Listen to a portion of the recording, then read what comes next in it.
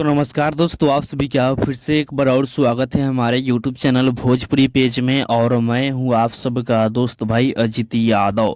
दोस्तों देखिए, समर सिंह जी का अन्नपूर्णा फिल्म के यूट्यूब चैनल से आज सुबह सुबह एक और नया लोकगीत आ रहा है। दोस्तों देखिए, गाने का पोस्टर भी आ चुका है और दोस्तों गाने का पोस्टर आप लोग देख सकते हैं। दोस्तों देखिए, गाने का नाम है कबूतर बना दी बंगलिया, जो कि इस गाना को राइटर अखिलेश कश्यप जी के साथ में दीपक मतलबी जी लिखे हुए हैं। यानी दो राइटर मिलकर इस गाने को लिखे हुए हैं।